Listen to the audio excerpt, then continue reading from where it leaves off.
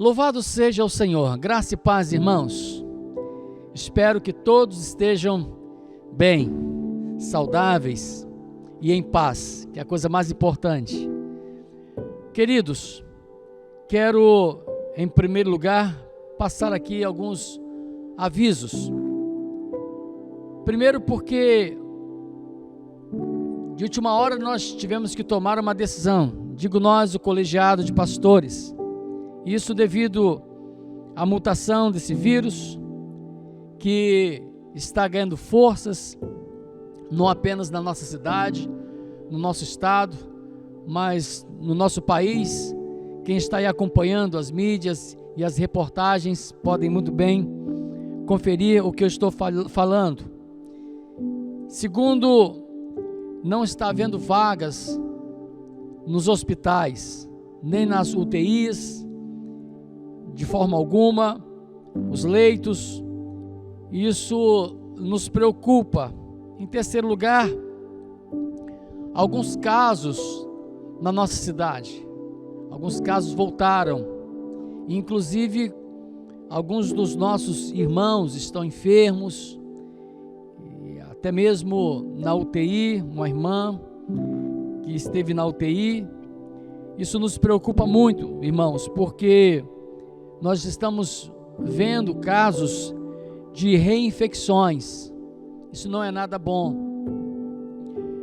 E aí, o sinal de alerta na cidade. E em nome da fé, sim, fé, porque isso não é falta de fé.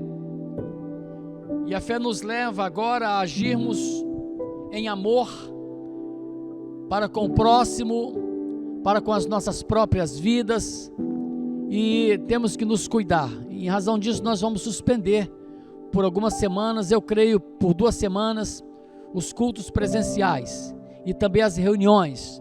Nós faremos online, e eu creio que os irmãos vão entender, vão compreender e vão nos obedecer. Vamos intensificar as nossas orações, irmãos, porque a angústia tem tomado conta de muitos corações, muitas pessoas abatidas. E volto a dizer, nós vamos ter nestas semanas um tempo para juntos, em família, estamos cultuando a Deus. Vamos fazer isso em nome de Jesus e em nome do amor, o amor ao próximo, aos nossos irmãos, aos nossos vizinhos, aos nossos amigos, e por onde você passar, tenha cuidado. Por favor, tome conta da sua vida, se cuide e cuide dos seus.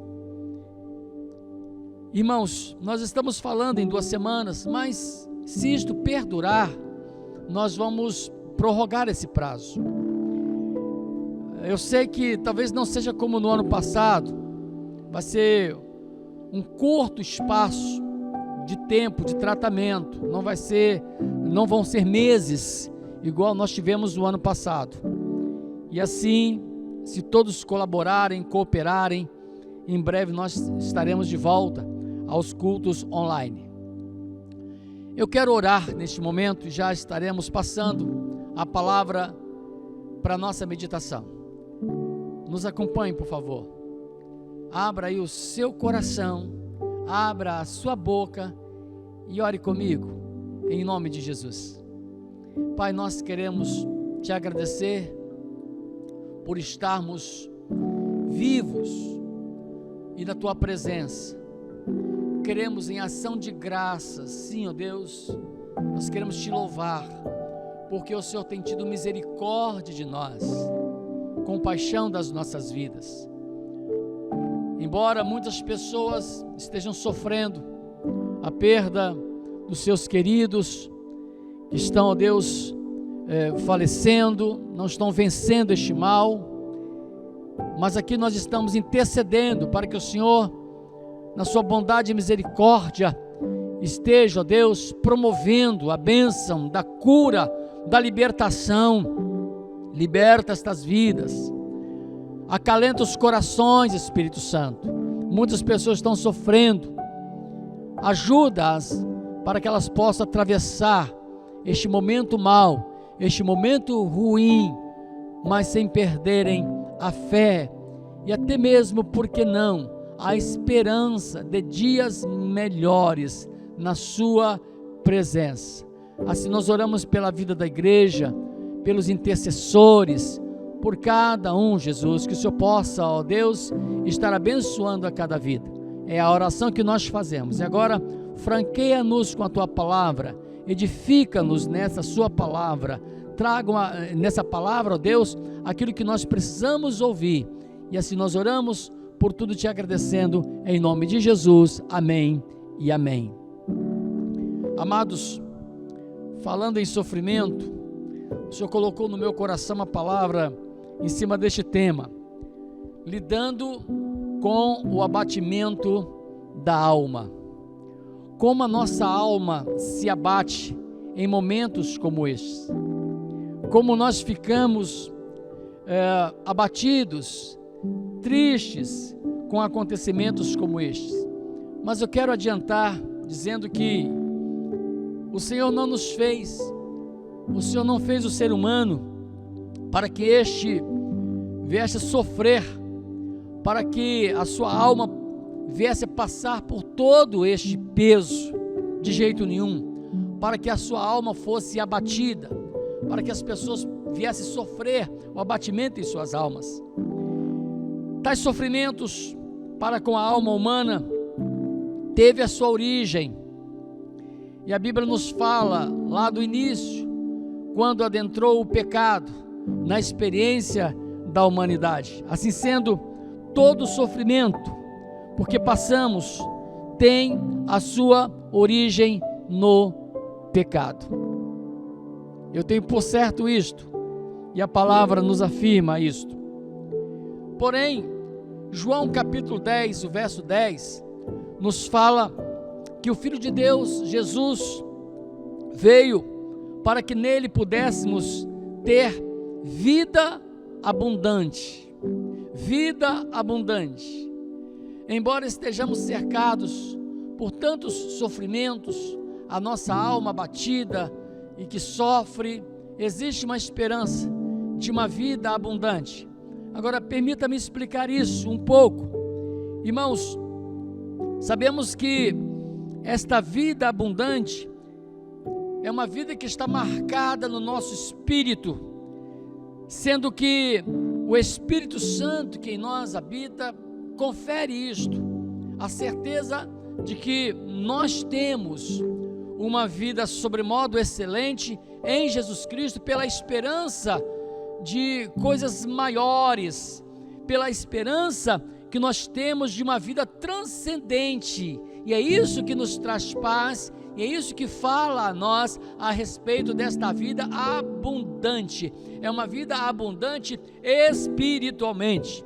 O que eu quero dizer é que, mesmo que isto seja uma verdade, e é uma verdade, esta vida abundante que nós temos, amados, enquanto nós estivermos nesta habitação terrena, ou seja, nesta vida aqui no corpo, nós vamos passar por alguns tipos de sofrimentos, sejam estes circunstanciais ou pelo próprio pecado, porque nós ainda pecamos, a nossa alma está sujeita ao pecado, e assim, irmãos, nós podemos passar por alguns tipos de sofrimentos. Ainda pecamos, e mesmo que não estejamos no pecado, as circunstâncias nos levam a isto, ao sofrimento da alma. Por exemplo, uma enfermidade. Um outro exemplo, quando alguém perde o emprego. Um outro exemplo, quando alguém sofre uma injustiça. Um outro exemplo, quando alguém sofre uma perda. Um outro exemplo que nós podemos ver, quando alguém passa por algum tipo de perseguição. Um outro exemplo que nós podemos ter, quando alguém está sofrendo uma terrível tentação, uma acusação, quando alguém está sofrendo uma traição. Tudo isso traz um peso terrível, traz uma angústia para a alma. Eu creio que você já está entendendo isso. E eu quero usar um texto onde o salmista fala sobre o que estava acontecendo com a sua alma e o que aconteceu, ou seja, o que ele fez para que nesta sua alma em sofrimento ele pudesse encontrar o escape, pudesse encontrar as saídas para o alívio da sua alma. Este salmo ele é muito pregado em momentos como este. Talvez você já tenha lido e até ouvido o que nós podemos ver do Salmo de número 42. Queridos, ocorreu, historicamente falando, durante a revolta de Absalão. A composição musical ficou a cargo dos filhos de Coré. Está lá em 2 Crônicas, no capítulo 20, versículo de número 19. E este salmo retrata bem o estado de espírito de Davi. E pelos versículos 6 e 7, que nós vamos ler aqui do Salmo 42, nós ficamos sabendo de que ele estava ao norte da Palestina, perto da nascente do rio Jordão. O Jordão, irmãos, ele sempre transbordava devido à neve, quando estava derretendo, e transformava o Jordão em um rio inquieto, em um rio com correntezas fortes. Assim, estava comparativamente falando a alma daquele homem, e ele estava se sentindo como que se as águas estivessem passando por sobre ele, por sobre a sua vida, moendo-o, ferindo-o cada vez mais. E nós vimos isso lá no verso de número 7, como é que estava a alma daquele moço, daquele homem. E a forma que Davi usa para descrever o seu abatimento são muito fortes. Basta nós olharmos para tudo que está aqui, para observarmos o que está escrito aqui, e nós vamos conseguir, inclusive, nós vamos conseguir vê-lo. Nós vamos ter uma visão dele, de como estava a sua vida pelo que está escrito aqui, irmãos. É como se nós estivéssemos pessoalmente olhando para ele, como ele retrata isso aqui, como o salmista retrata isso aqui, nos coloca como que diante dele, da sua agonia. O verso 5 e 11 fala do seu rosto abatido. O versículo 3 fala a respeito das lágrimas abundantes. Eu vou ler aqui. Diz aqui o texto, o verso 3: as minhas lágrimas servem-me de mantimento de dia e de noite, porquanto me dizem constantemente: onde está o teu Deus? Olha como é que ele chorava, como é que ele sofria, um choro copioso. Tudo parece estar em cima dele, esmagando-o. Interessante que eu descrever isso, talvez alguém, caso esteja passando por alguma situação de sofrimento, pode se encaixar nessa situação aqui. Ele quase não suporta as acusações dos inimigos contra ele e contra o seu próprio Deus. E não controlando as emoções, Davi chega a ponto até mesmo de perder o apetite. Sequer ele come, ele não quer nem comer, nem se alimentar. Diz que as suas lágrimas têm sido o seu alimento, dia e noite. Olha a situação daquele coração, amados, dia e noite. Que realidade! Todos nós estamos familiarizados com esse fenômeno. Se estamos preocupados, abatidos, às vezes nós perdemos a fome, nós não conseguimos comer. Eu particularmente não consigo me alimentar bem quando estou desse jeito, quando o meu coração está abatido, eu perco o apetite. E aí, prezados, nós precisamos tomar muito cuidado quando chegamos a uma situação dessa. Mais à frente eu vou falar sobre a sua saída, ou seja, as saídas do salmista, o que ele fez para se ver recuperado de tudo aquilo. Irmãos, nós vimos, por exemplo, onde ele estava, como ele se encontrava naquela região, abatido, longe dos seus. Aqui eu entro numa situação muito interessante, quando ele começa a buscar as saídas. E a primeira coisa que eu vejo é que ele estende os seus olhos, de certa forma, para o passado, e ele se lembra de onde ele veio e como ele vivia, de certa forma, bem, junto com os seus.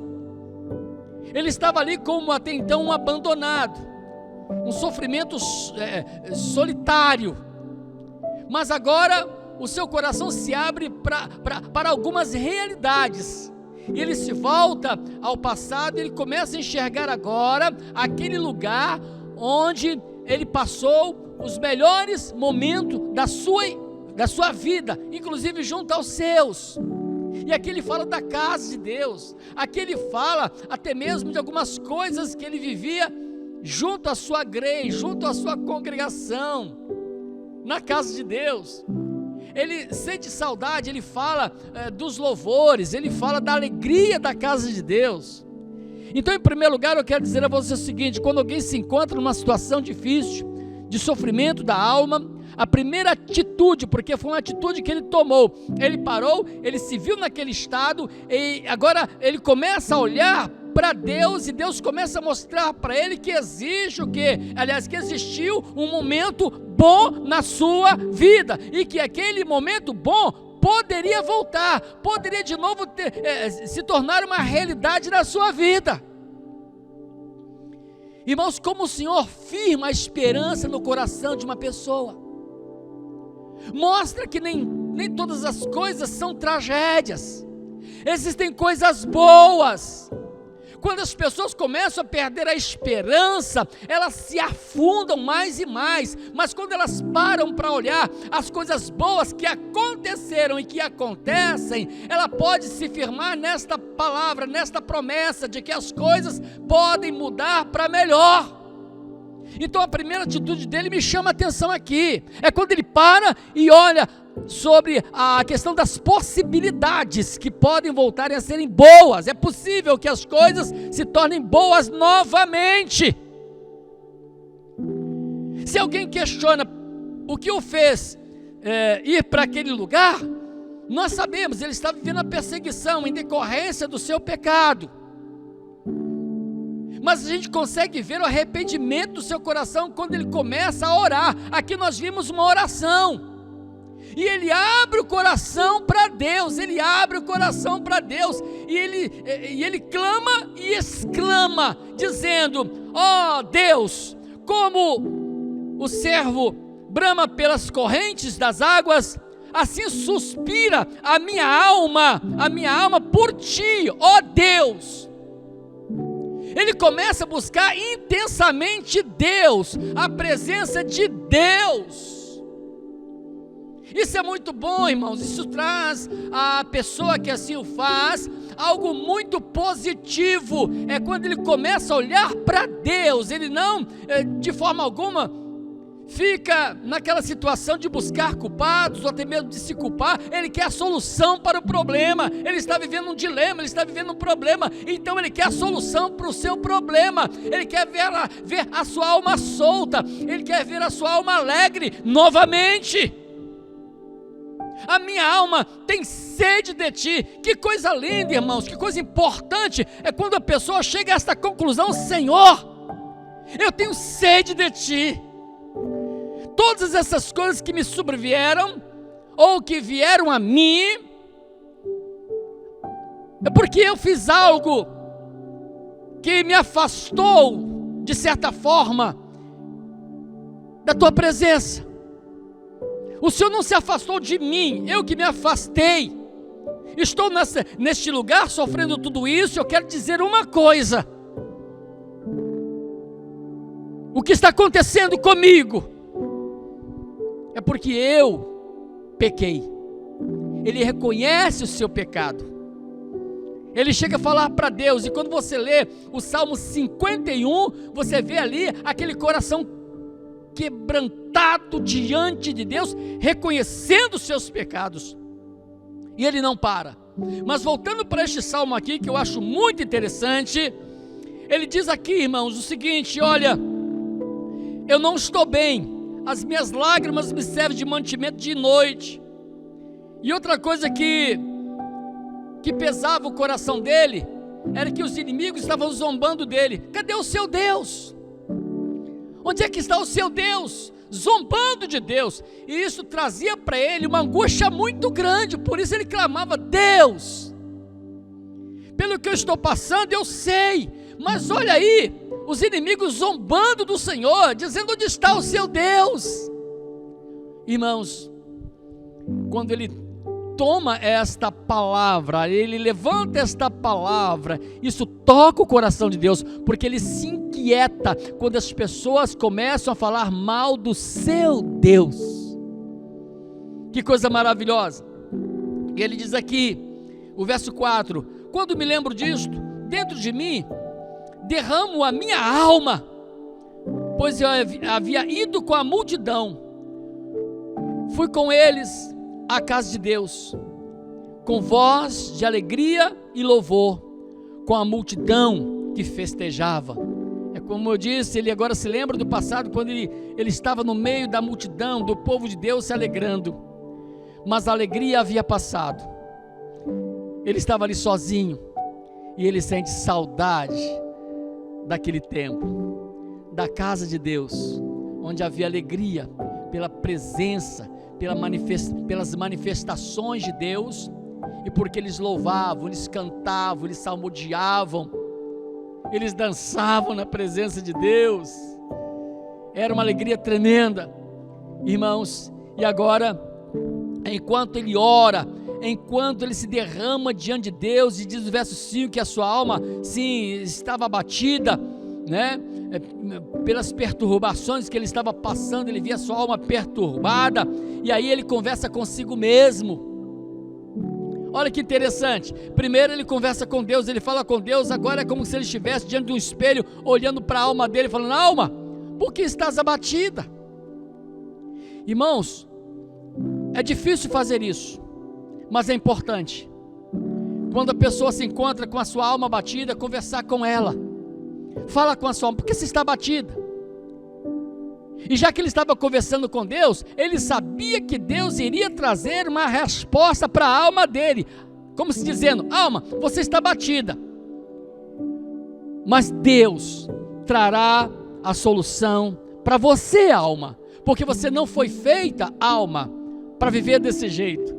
A solução é voltar para Deus, e eu volto para Deus, eu digo a Ele: Deus, eu sou um sedento por Ti, Deus, eu preciso de Ti, Deus, eu pequei, eu errei, mas eu me arrependo, eu quero de volta a alegria no meu espírito. Foi o que ele disse lá no Salmo 51, torna a dar-me a alegria da Tua salvação, torna a dar-me a alegria, solta minha alma, liberta desta prisão, porque ainda eu te louvarei. Louvado seja o Senhor. Irmãos, ele conhecia misericórdia divina. Ele diz aqui neste salmo: contudo, o Senhor mandará de dia a sua misericórdia, e de noite a sua canção estará comigo. A oração ao Deus da minha vida, sim, farei. Direi a Deus, a minha rocha: por que te esqueceste de mim? Ou seja, por certo, o Senhor não se esqueceu de mim. Pensava eu que o Senhor havia se esquecido de mim, porque ando angustiado por causa da opressão do inimigo. Então ele diz aqui: mesmo que tenha sido ferido com ferida mortal os meus ossos, e mesmo que eu seja afrontado pelos inimigos, está no verso 10 esse texto, pelos meus adversários, quando todo dia me dizem: onde está o seu Deus? Porém, ó meu Deus, a minha alma o Senhor vai libertar. Eu tenho certeza que o Senhor vai tirar-me dessa perturbação, o Senhor vai tirar isso de dentro de mim, porque eu espero em Ti, diz o verso 11, espero em Deus, pois ainda o louvarei. Eu espero em Deus, pois ainda eu o louvarei. Então, prezados, nós vimos nessa decisão deste homem de buscar como sedento a Deus a resposta para a cura da sua alma, para que fosse removido o abatimento da sua alma, buscar Deus. Eu quero concluir essa mensagem dizendo o seguinte: eu não sei como é que está a sua alma, Eu quero dizer que às vezes a minha alma se abate. Como ser humano nós nos abatemos. Mas a solução para isso é buscar como sedento a Deus. Se pecou, se estiver em pecado, é levar isso diante do Senhor, levar isso aos pés da cruz, levar isso, Senhor, me perdoa, porque não há pecado que o Senhor não possa perdoar, e há um coração quebrantado e abatido, e o Senhor não despreza. É abater-se, é quebrantar-se diante de Deus, Senhor, meu Deus, eu preciso de Ti. Não adianta eu ficar aqui buscando culpados, não adianta aqui eu estar querendo afogar esta minha alma em vícios. Irmãos, tem pessoas que vão até mesmo para as bebedeiras, tem pessoas que vão para os vícios, para os orgias, para algumas festas, para poder então tentar buscar uma alegria para a alma, mas tudo isso é passageiro, porque é mundano, isso não leva a uma alegria verdadeira, não leva uma cura para a alma, o que faz é piorar. Porque nisso tudo o inimigo entra, mas quando o Espírito Santo de Deus habita em nós, como sedentos de Deus, nós temos paz, e o próprio Espírito do Senhor promove a cura através do perdão, através da reconciliação, através da volta para Deus. O Senhor, Ele traz a cura. Amados, eu quero fechar esta palavra em cima disso, falando da situação quando nós pecamos ou enquanto nós pecamos. Mas às vezes nós passamos por sofrimentos na alma que nós chamamos de sofrimentos circunstanciais, como eu citei aqui. Até para esses sofrimentos circunstanciais, nós temos que ter paciência. Nós precisamos redobrar a nossa atenção, a nossa oração, a nossa consagração. Nós precisamos cada vez mais buscarmos a Deus. Eu não sei o que você está passando, se você está sofrendo alguma perseguição, alguma tentação forte na sua alma, que está aí te abatendo, ou um desemprego, ou até mesmo uma enfermidade, ou até mesmo alguma coisa do que está acontecendo, dessa pandemia que está tirando a sua paz, você não consegue dormir direito, está demasiadamente preocupado com tudo isso. Lembre-se de uma coisa: busque o Senhor. Vamos buscar o Senhor fortemente, porque Ele tem cuidado de nós. Olha que Ele tem sido misericordioso. De forma alguma Ele despreza os seus. Ele tem toda a sua atenção voltado para os seus sedentos. E a palavra é esta: sejamos nós sedentos de Deus. Vamos buscar o Senhor em meio a tudo isso que está acontecendo, tudo isso que até nos apavora às vezes, ficamos perplexos com tudo isso, mas aí a nossa alma tem que ser confrontada. Olha para a sua alma: o que é isso, alma? Espere em Deus. Acalma a tua alma, levando-a à presença de Deus, e Ele já tem a resposta para você, tem a resposta para nós. Que Deus te abençoe. Que Deus te abençoe. Pai, traga cura para a nossa alma. Queremos, como sedentos, estarmos aos teus pés, quebrantados, contritos, e se alguma coisa veio a nós ou sobre nós por causa do pecado, a efeito do pecado, queremos te pedir perdão. Ou se alguns problemas circunstanciais, inclusive que os nossos inimigos e até mesmo Satanás esteja se aproveitando de alguma fraqueza de alguém, Deus, tem de misericórdia. Nós repreendemos essa fúria do mal contra nós. Ó Deus, se enfermidade, o Senhor cura.